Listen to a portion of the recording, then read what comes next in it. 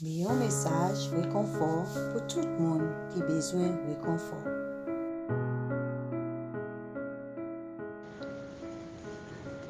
Marc, chapitre 4, le verset 36. Après avoir renvoyé la foule, ils l'emmenèrent dans la barque où il se trouvait. Il y avait aussi d'autres barques avec lui. Il s'éleva un grand tourbillon et les flots se jetaient dans la barque au point qu'elle se remplissait déjà. Et lui, il dormait à la poupe sur le coussin. Ils le réveillèrent et lui dirent, Maître, ne t'inquiètes-tu pas de ce que nous périssons? S'étant réveillé, il menaça le vent et dit à la mer, Silence, tais-toi. Et le vent cessa. Et il eut un grand calme. Puis il leur dit, Pourquoi avez-vous ainsi peur? Comment avez-vous pris de froid?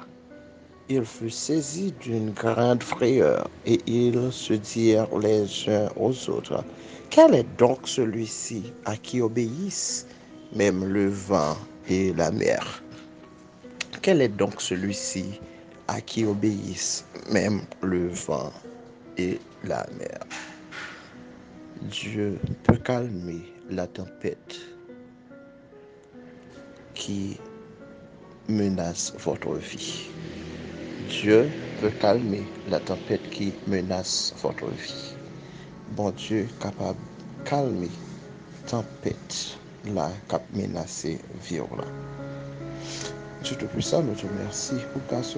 Merci pour autorité, pour pouvoir que vous gagnez sous nature là.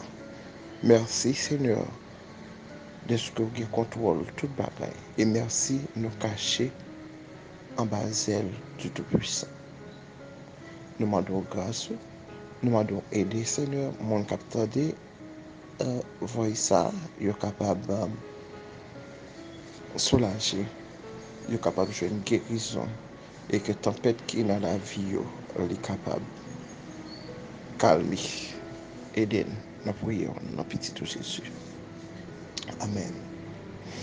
Comme nos texte là, il est déjà expliqué comment les disciples avec Jésus étaient dans un bateau et que pendant un bateau, en mettant la mer, il y a un gros vent qui était levé et la mer là, elle était en bouleverse et que les disciples pas connaît qui ça pour eux faire.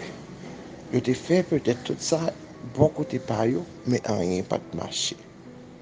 Mais Jésus, même le texte l'a dit, il a dormi dans le bateau. Et que puisque il a dormi, ça montre que tempête ou bien bouleverse de la nature ne peut troubler sa paix. La tempête ne peut troubler sa paix parce qu'il a contrôle de tout. Eh bien, les messieurs ont essayé de regarder tout ça, ont été capables de faire. En rien pas de marché, ils étaient allés côté Jésus.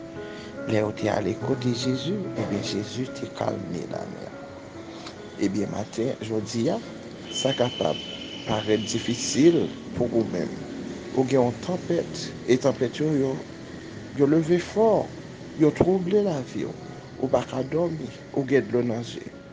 Et surtout, nous vivons dans un pays côté que il y a insécurité partout. Et ça cause que au stress, ça cause qu'on pas qu'à manger. Eh bien, moi, je voulais pour me dire que, quel que soit le niveau tempête là qu'a levé, quel que soit Jean Capier dans la vie par là, Jésus a un pouvoir pour calmer. Nous voulons pour nous des mots ça, qui pour dire tais-toi et pour calmer la mer. Et songez, c'est même genre que nous sommes dans Somme 46, dès que Dieu voulait calmer,